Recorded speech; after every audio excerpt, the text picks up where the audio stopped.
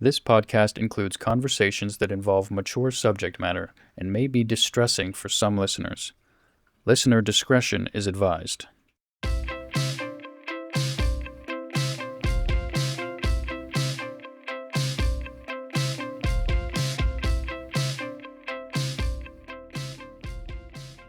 Welcome to Mind Point, a mental health podcast. My name is Christina. This is my co-host Candice, and we are here today with...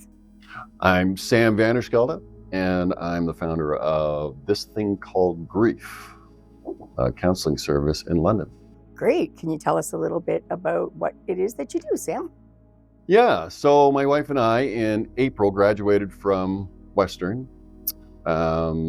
So I graduated with a master's and a bachelor's in social work, and I have a double major in thanatology and social justice. Thanatology is the study of death, dying, and bereavement. Okay, thank you, because I was going to ask that question. I was like, what is that? And that's the focus of where I drive my social work practice through. It's through those two lenses. Last year we both graduated. April we opened our doors at our new office, which is in the Western Research Park at Western. We're very excited to be there. And things have taken off quite well. We're pretty excited. It's not just us in the office. We've opened it up to other practitioners who have a focus towards grief as well. So we have a massage therapist who works with grief-related internal body structures of releasing that through massage. The office is filling up nicely and it's coming along. So I'm pretty sure like everybody in their life at some point experiences grief. Right. Some of us more than other, like Candice. So I'm going to let Candice maybe tell a little bit about Candice's grief story. Yeah. So there's several different ones I could go on, but I guess the two most recent ones I could say is it's actually just over a month from the 2-year anniversary of my dad passing. Mm-hmm. And 65 days after my dad passed, my grandma passed. Very close. So, yes. My solution to work through it was I had found my dad, and upon finding him, found out that he had passed actually 5 days prior. My solution was to work the next day. Right. Because I was like, I could cry at home, or I could cry with my clients. Right. I'm a hairstylist. So I was like, you know what? I help people with their problems when they come in, because you almost seem like a counselor. So now they can help me with mine. And we all cried together, and I was able to just keep working through it. There's still moments. I'll make a post like on his birthday or to mark the anniversary of his passing. And, we're writing the posts, and there's some tears, but there's also closure, because it's like, I know he wouldn't want me to stay sad. Right. Right. So I never sought out counseling for it, because I don't think I've ever really sought out counseling for anything.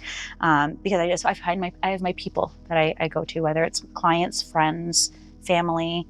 The other side of grief that we've had to deal with. So my husband and I have been going through IVF for the last 7 years. Right. Has not been successful. Myself, I tried to carry 4 times. 3 didn't even take, and 1 ended in a miscarriage after there was already a heartbeat. So it's hard, because it's like you feel like you're a failure, but at the same time, there's nothing you can do for it. Then we've had a carrier. She had 2 transfers. 1 ended ectopically for her, which resulted in a miscarriage, and then 1 didn't take. And then we had 3 other times trying to gear up, and her levels just weren't there. Right. So it's just that you're setting yourself up for this hopeful situation just to be let down again. Yeah. So varying degrees of grief in that, feeling like, I couldn't do it and I failed. And then I have a friend who feels the same way, like she's letting us down, what she's not. Right. So it's for me to her, it was almost like I know what you're going through, but don't feel that way. But you still tell yourself like, okay, I've done something wrong, or I could have done something different. And I know logically I couldn't, but it doesn't change that feeling like you failed. Yeah. And in that is the grief, and then having to help my husband through it, because he's a lot more sensitive than I am. Mm-hmm. So not only dealing with my emotions on it, but having to try to pick him up as well, Right. and deal with his grief on it. And that's a great question, because how do you, like, what would your recommendation be? Because I find that, I don't want to say with women, I think it's just a personality. I'm the same way. Like, I can be going through something really tough, and I tend to always seem to be picking up somebody else's feelings. And when it's grief, that's hard when you're grieving, and you're like, I just lost my niece just a couple months ago. She was only 28, very unexpected. Right. And I don't know that I still have really grieved that completely, because who needed me more than anybody was my sister, understandably so. That was her daughter.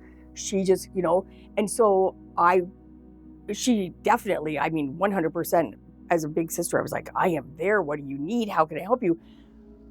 But again, I was dealing with all the grief of my daughter and all these people, and I don't know that I've ever really just stopped. Yeah. Right? So how, for people like that do that, and I'm the same, I worked through everything and just carried on, like has to go and carry on. How do you help those people finally stop and actually grieve, or is what they're doing okay? Right. So what you're talking about is, it's a shock, number one, because the death is out of order. She was younger. We don't expect it to happen that way. We expect young people to outlast us, and we die first. So when it's out of order, it affects our nervous system, and we don't know what to do, because it's something you just don't expect or anticipate happening. And when it does, it's very foreign. So trying to hold space for that death and trying to let your body internalize all the emotions that are going on. Interestingly, you said, why should I feel all these feelings? Basically, how am I holding all these feelings? Yeah, like logically, you shouldn't feel that way, but you do. Right. You shouldn't feel this way, right? That's a very interesting way to state something. I shouldn't feel this way. It kind of goes against, but I am feeling that way. So why are we denying our feelings? One. And how are we holding the grief? So society plays a big part in this. Society dictates constantly, pick yourself up by the bootstraps and keep moving forward, right? Push it down, push it away. As long as you're working, consuming, and producing, you're doing okay. In reality, we're human beings with all these emotions, and we need to express them and let them work for us and through us. So by denying ourselves, one, that we have these emotions, is very problematic. That's when we start getting problems within. So all your emotions, picture this, all your emotions are inside your body. Cognitively, this is where you're trying to think through the process. So you're trying to outthink what your body's feeling. And it rarely works, because your feelings are going to say, hey, if you're not going to notice me and you're not going to talk to me and let me do my thing, then I'm going to cause more problems. So then we get into ailments, cancers, whatever it is, tumors.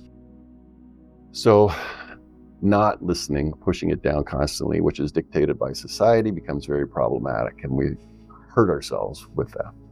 So holding space for the grief, that's where it really comes down to.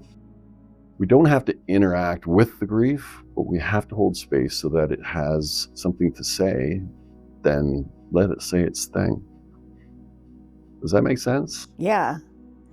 When you say like society, like I can remember, okay, my niece just died. It's a Saturday morning. Mm-hmm. I take Monday off. And then I'm like, what am I entitled to? And they're like, today. Yeah. How do you? Right. Get over your grief. Right. And I'm like, that the fact that somebody has decided that my niece's importance in my life is one day, of course I have to go back to work the next day. I mean, we need to live. We need to pay our bills, right? But that's kind of a sad thing that, somebody determines based on the name of your relationship, niece, mother, father, grandfather, this is what you get. And grief has its own timeline. It doesn't care about how society is saying things. It has its own timeline. If it's years, it's years. And you can't rush it, you can't push it, you can't change it. It does its thing. So remember that your body and your nervous system is built to protect you at all times. So it believes it's protecting you. It believes it's doing the right thing for you. It honestly believes that, and it's moving you through that. So change the wording from to coping strategies. So the coping strategies it's created for you is the belief that it's helping you. But some coping strategies we've learned when we were children, and we've moved them, but we haven't updated them into our adult situation, into our adult lives. So we have this childhood coping strategy active as we are adults, but it's not working because it's not updated for an adult person. Does that track a little bit? Mm-hmm. So updating the coping strategies so that we are better equipped as adults is really a big key. So coming back to you, Candice, and you constantly said, my dad passed, my grandma passed, my grandfather passed, all these people passed. You never said they're dead, they've died, they're deceased. Because for me, I have a Christian belief. So for me, it's like, as much as they aren't here, they are still with me. Really? So their love, their spirit, whatever you want to call it, it is always with me. Therefore, it's not dead. Right. Right. But So did you go to the funeral? I did. I Did you planned see them. the body? Oh, they were cremated. Did you see the body? I saw the bodies before they were cremated. Yes. Were they dead? Their physical body was. Yes. So their physical body was dead. They were dead. Confirmed. Yeah. Right. Childhood coping strategy, learned behavior. I can't say death, dying, or I deceased. absolutely can say death, dying, and deceased. I've had to, but I think for me, it's just where my belief is like, yes, their physical body is dead. It's gone. Right. But are they? No, their spirit's still there. Their love, Yeah. what they've instilled in me, that is still very much alive. Right. That's So- the continuing bond. Yeah. Right. Yep. But the vernacular, your body can't tell the difference between reality and what's not real. So changing how you're saying passing instead of correcting it to they're dead, died, or deceased, upgrades the coping strategy from childhood to adult. Does that make sense? Even though you're holding in your heart, yeah, they're absolutely alive. I can close my eyes and see my parents in my head instantaneously. They've never left me, but I saw them in the casket. They're dead. They're done. Yeah. So that's one way to upgrade. We went to Nova Scotia and coping spread their strategy. ashes. Right. Yeah, that was probably a moment for me that was, I don't want to say it kind of fulfilled that grief, but it was closure for sure. Because we took grandma's ashes to where she had taken grandpa's ashes. And then dad's, we called it his farewell tour. And kind of all over Nova Scotia. Right. And a friend of ours that we've known her entire life, we've always called her a sister, came from Calgary and met my sister and I in Nova Scotia. So the three of us were there Really too. nice. Yeah. So that brings us to rituals, how important rituals are in working through our grief. The funeral is like the most important thing after someone dies. Why? Because all the support comes together, all the people come together, and we hold space in bereavement for these people all together. There's support and love in that. And when we miss out on those, think of COVID. How many times or how many people didn't get to connect with people during funerals, and how it affected them coming out of COVID? It's really changed people. I don't think they get the same closure. They don't. And even after, they say, well, just have a wake or something for them. It's not the same because it's not that same ritual. So my sister, at this point, I'm not saying it won't happen.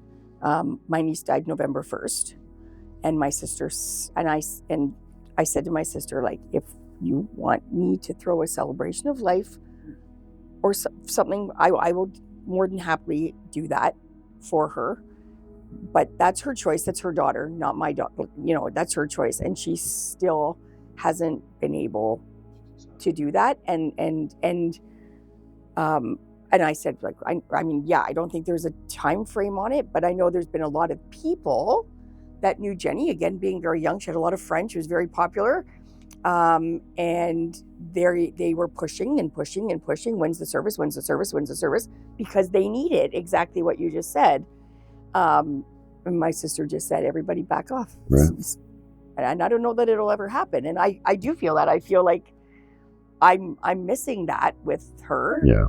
But I can't force that to happen. So knowing that was probably going to be the case. When she was cremated, I went and picked her ashes up. My sister couldn't do it. Right. And again, understandably so.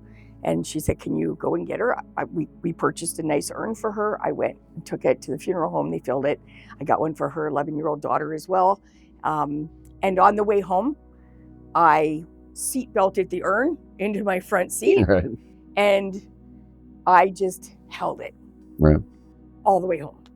And that was like, I may not get any other closure, so I'm going to have this private moment myself while we drive her home to her mom. Yeah. And that was just because I didn't know how it was going to happen. And if it was going to happen, I needed to close for myself. Mm-hmm.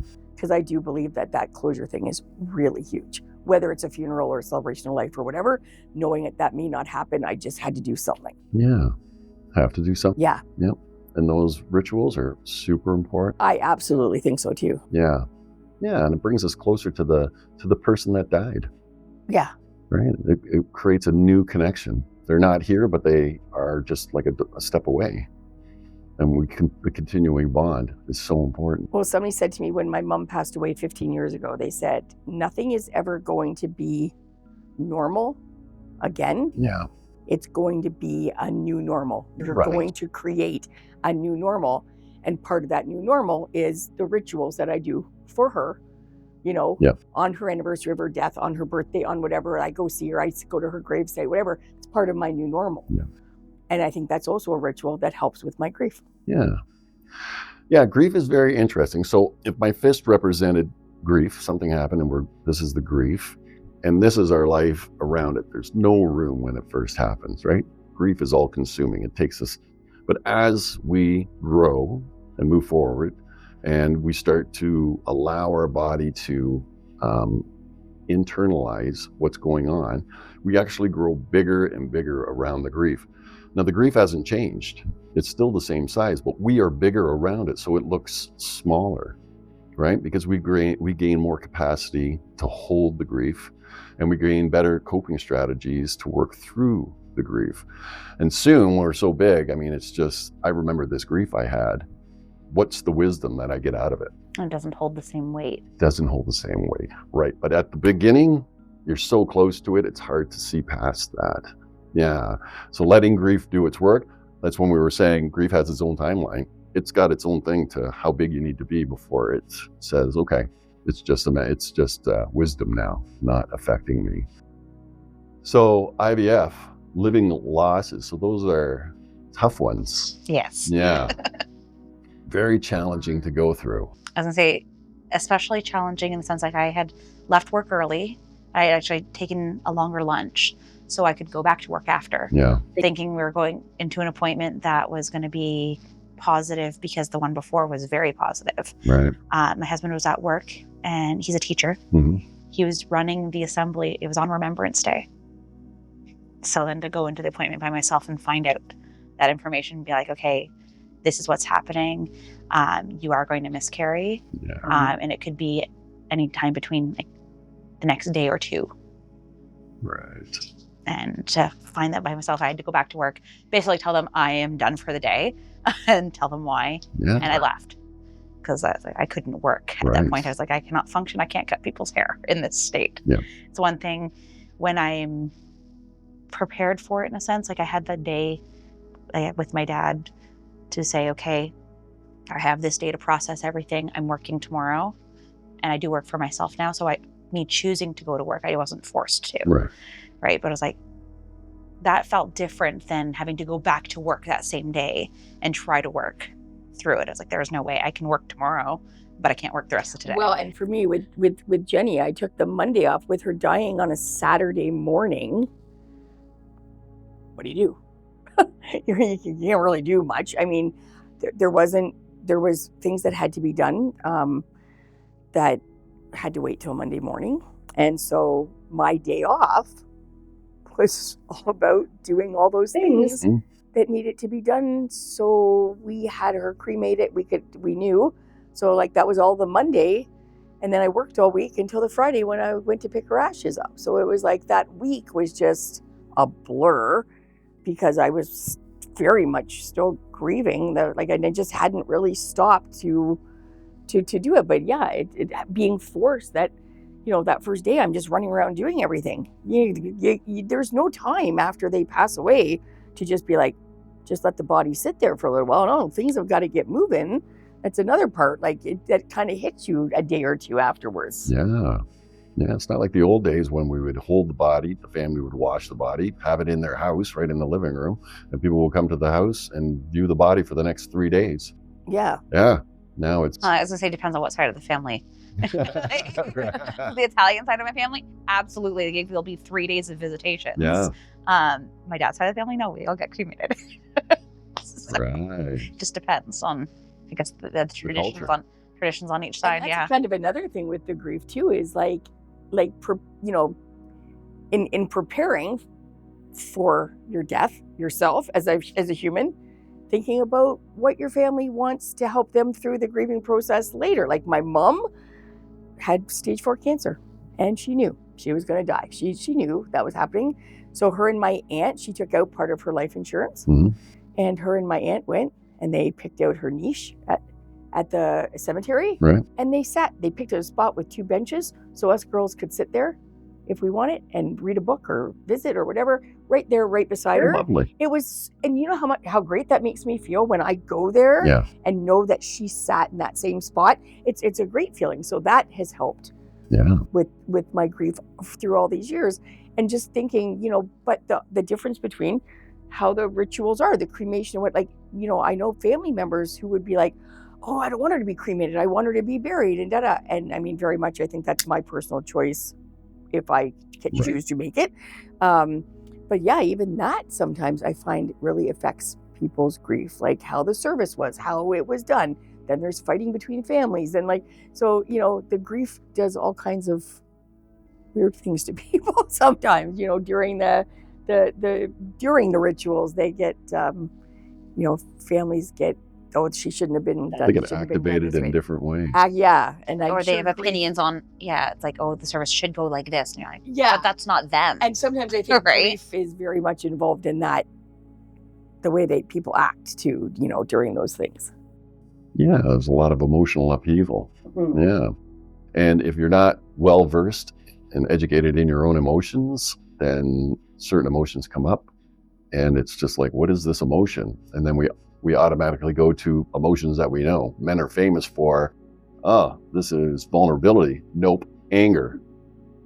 Or fear, which goes to anger, right? So when we have a lackluster ideal of what our emotional abilities are and what they are and what we can present, the less we have, then the less we can actually communicate with other people effectively and with ourselves. Yeah, so men are notorious. We have anger, fear, happy, and sex. Those are the four that we cycle through constantly. Take that one home after this. I let my husband know it's okay. You're normal. So I get to tell Adrian he's a unicorn. Yeah. Because he has sadness. He has every other emotion that you didn't name. Right. He is, like I said, he is the more emotional one of the two of us. He is the one that will break down with every little thing, whereas I don't. Which is so unique because, and it's we live in a really interesting time now where we can express ourselves more, but men are famous for policing each other to make sure that we hold the status quo of maleness. Gotta be strong. Right? Yeah. Especially white male spaces in North America. We toe the line. And if you start to veer outside of that, especially with emotions, you start showing emotions, they shut that shit down pretty quick. Yeah. No, he is he's very right. He's not afraid of his emotions. And that's fantastic. Yeah, we need way more of that. Way more emotional intelligence. Too, actually. He's the quiet ones. He's very, it is. Maybe it is the quiet ones because my husband's the same. He's very quiet and, very empathetic. Like if I have something going through something, Jenny, again, good example. Like he was right there and shared my grief, even though he didn't know her that well, but through me, just like, what can I do? How can I help you? Cried with me, so he's very much like that too. I think that is very special to have. Yeah. As a woman, having somebody in your life that can communicate. Yeah, for sure. It's part of that communication. When we embrace our emotions and really understand the pageantry that emotions bring all of this wonderful color to our lives, we start to embrace that more, our lives improve so much more.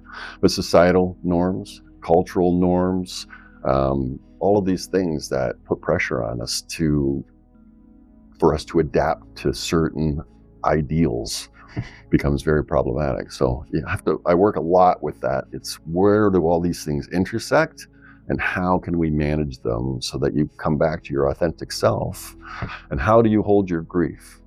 Because there's loss in everything. There's anticipated loss. There's losses of things for IVF. For example, all of these children that didn't arrive, there are lineages that could have happened, right? There's lots of coulds. For me, just speaking personally, is the ones that didn't take it all, I have an easier time with them because there was no life brought to them, essentially. There was no heartbeat. There's a distinguished, like, it was an embryo, yes, or at this point it wasn't even quite an embryo, but it wasn't as far along. Like, it didn't have a chance to even go for whatever reason. But the one that actually took, you saw the heartbeat. Right. It's like that brings it to a whole different level. But then that goes kind of into my next question, I guess, is with those feelings of feeling like you failed, and you say like it's okay to have your emotions, but that seems like such a negative one to have, knowing like logically I didn't fail. I didn't do anything wrong. There's nothing I could do. So how do you balance that to be a healthy grief process? So that comes back to your nervous system. So your nervous system is built to protect you from danger. So as things happen in your life, so let's go back, if we're cavemen, you would go out and you would be hunting and you see a saber-toothed tiger and your body automatically goes, that's danger, let's run, right? Your fight or flight comes on, you run like heck, you get to safety, you come back down into your parasympathetic system, you calm down, it's like, but your brain goes, I'm gonna remember that as danger. So next time I see anything like that, I'm automatically gonna kick that on and I'm gonna run away. That's how your body, your nervous system is trying to protect you in the future by seeing what's danger. So that's what your body has done. This didn't take, it had a heartbeat and everything was inside of me. It didn't hold. It's now cued as danger. So your nervous system, as soon as it recognizes this, puts you in that fight or flight. So in fight or flight, in this society, we don't go back into our parasympathetic. We constantly are aggravated to stay in this fight or flight system. So you go back again to try, but you're staying in that cycle of, I hope this time, and your nervous system is going, yeah, but last time it didn't work. That's danger. But we're going back in. You see how it's working against you, right? So then the thoughts start coming in, wow, I must have failed last time. So your nervous system is trying to find balance. Oh, so you failed. Okay, so then why would we go back? Well, I'm going to go back because I really believe this is going to happen. So now it's the fight. It's you saying, nope, I'm moving forward. It's your nervous system saying, no, I want to protect you and you're not letting me. So that's where the argument comes in yourself. Now that moves us into ego and stuff like that. It's a whole nother topic. And more about men again. But it's like the logic brain isn't helping right. your inner feelings. Right. So it's how do you get those two to, I guess, cooperate? Right. So there was an interesting study done, and they theorized that we use about 5% of our cognitive abilities, and all the rest is 95% is automatic systems that we've developed in our body. So they say by the time we turn 35, all of your automatic systems are installed and we merely run automatically. So I'll give you an example. Have you ever been driving your car and you're in a daydream somewhere, but you still arrive at your destination? Don't remember getting there. You don't remember getting there. Happens to me every day. That's how powerful. No, I'm a very observant driver. Oh yeah, that's right. That's what I was supposed to say. I don't daydream. Like even on the way here, I was like, pretty sure I passed you. I'm pretty sure I didn't see you. Right? I'm like, that looks like Christina's car. I drive a lime green car. It's very recognizable. Well, that's how powerful automatic systems are. that it drives the car for you while you're in a daydream. So imagine your nervous system is part of that automatic system. So when you think, oh yeah, I'm just going to change this, and it doesn't change, it's because you're merely having a thought that hasn't gone into your body, into that nervous system, and activated to change. You've merely had the thought, and your automatic systems are like, okay, whatever, I've got this. I'll just drive the car for you whenever you need. You won't even know. Or whatever, what other systems could possibly be driving, right? Where we're just on autopilot. So does that make me not normal by observing everything as I drive every single time? No, not at all. There's other things that you are lost in thoughts, and the automatic systems happen. You breathe. It's true. It's an automatic system. You don't even think about it. And then we start thinking about breathing, and it all gets like, ooh, I'm running out of breath. What's going on here? Right. It's weird. Even that, I don't feel that's where I'm a singer. So we're constantly thinking about breathing. Right. Right. So it's I don't know. So that's interesting that you're a singer, because that's a lot of breath work. So when we inhale, right, we hold for 6 seconds. That's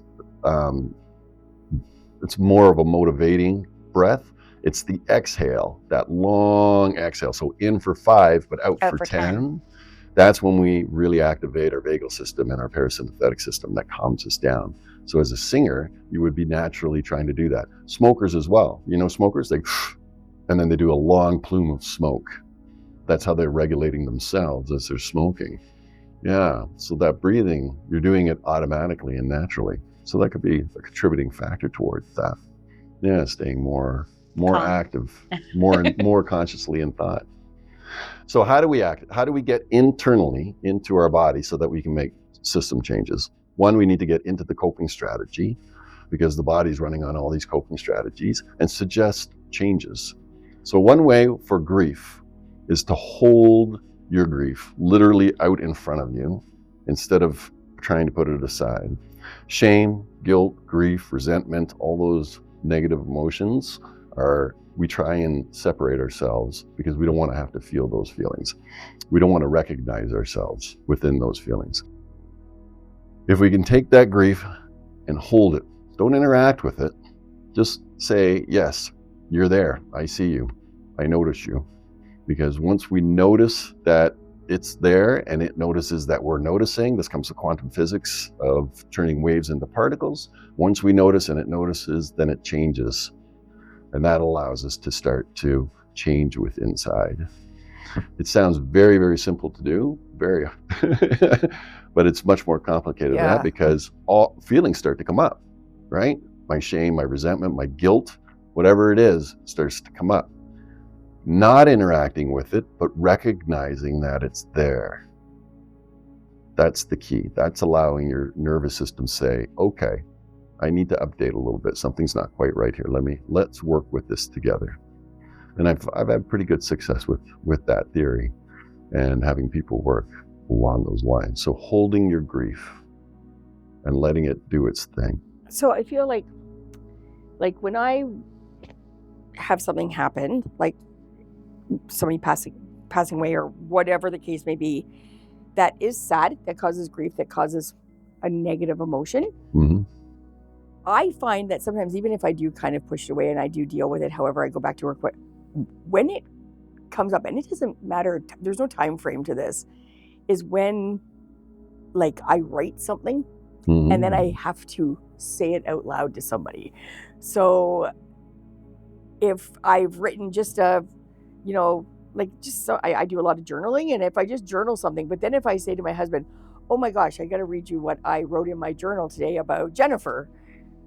When I go to say that out loud and I actually have to give it a voice, right, that is when I will cry.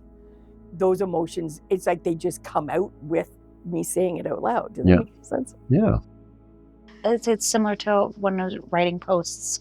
You're putting those words down, even though I'm not physically saying them. And if I read those writing posts them out loud, that's when I will cry. I can write it and I'm fine. It is not until I have to say what I wrote that the grief comes out. Right.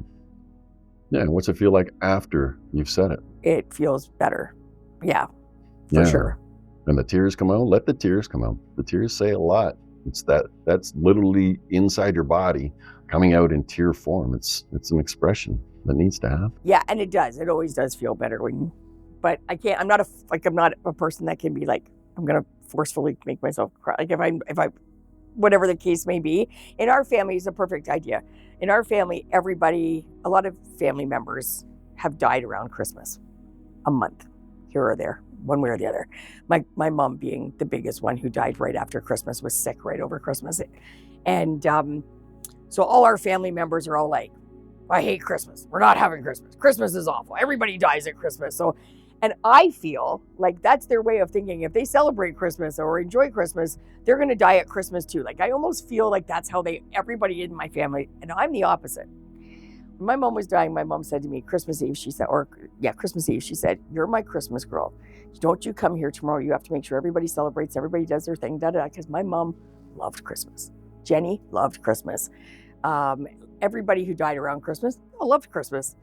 So why would they want us not to celebrate the thing they love the most? So I go that route, and that helps me with my grief. And every year when we think about them, I light candles for them. I do things that are remembrance of them. Yep. But we still have a lot of fun, and we still have Christmas, and we come up with new traditions, and we do all this great stuff that they would have all loved that. Yep.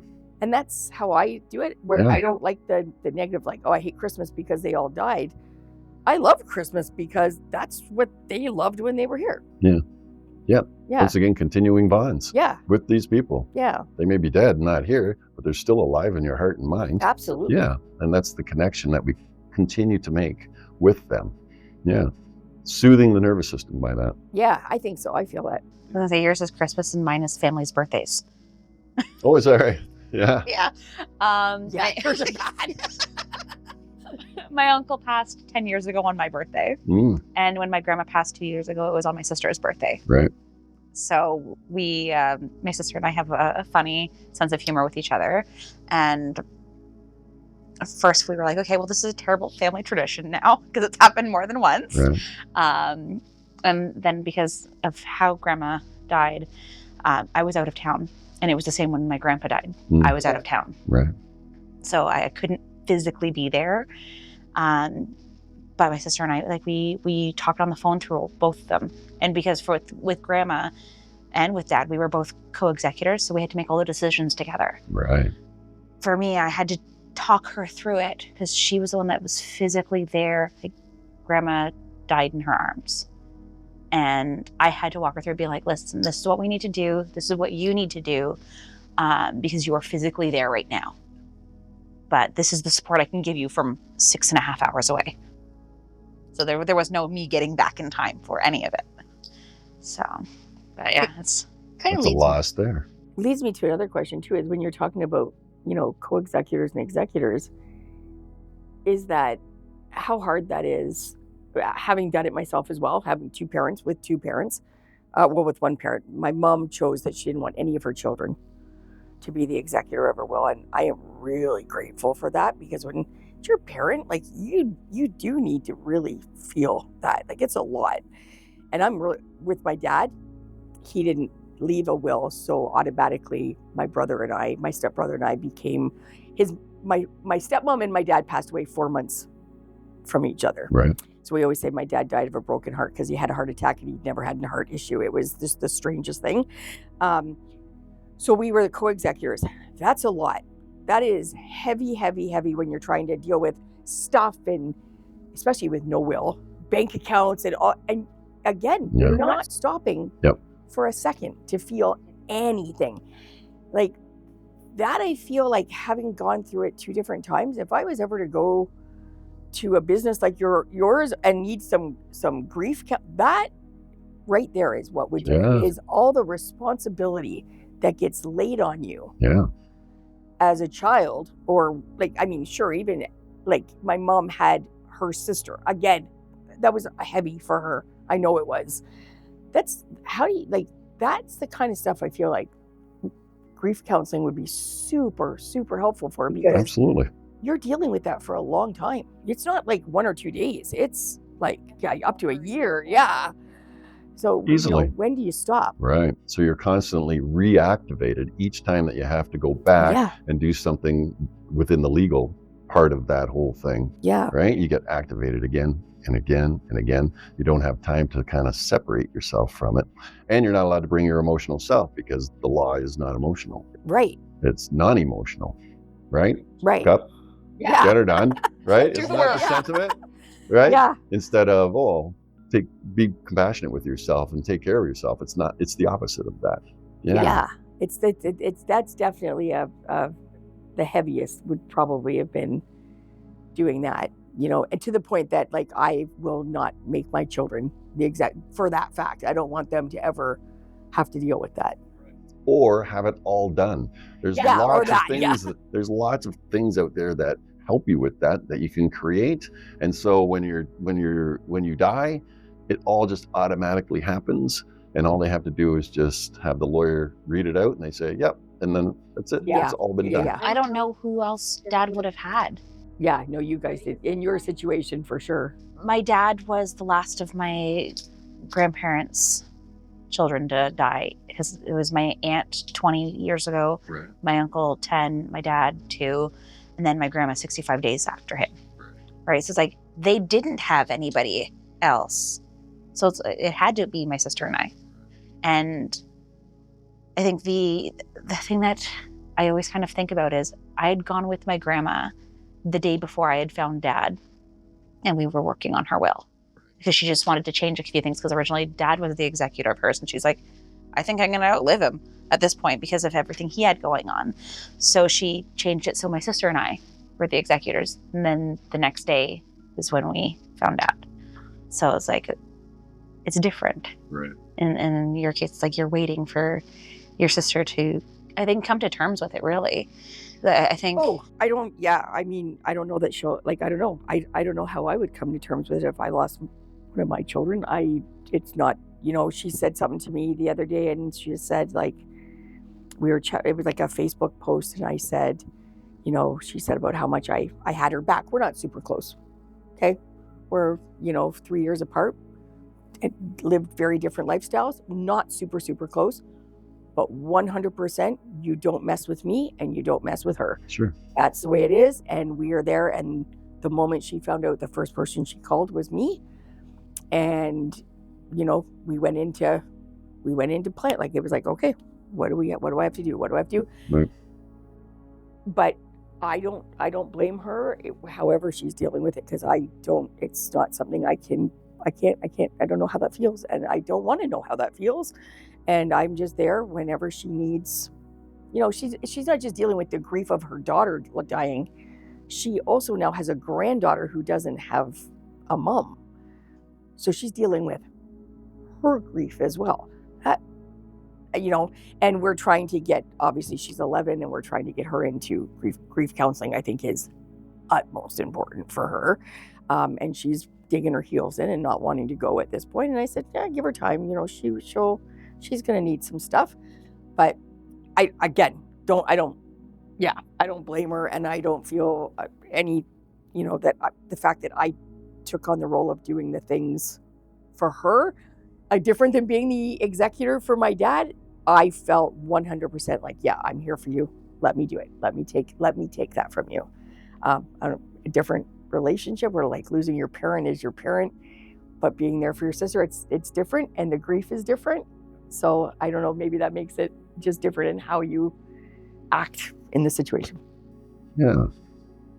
Sounds like you and your sister have a certain type of support for each other. Absolutely. Right? Yeah.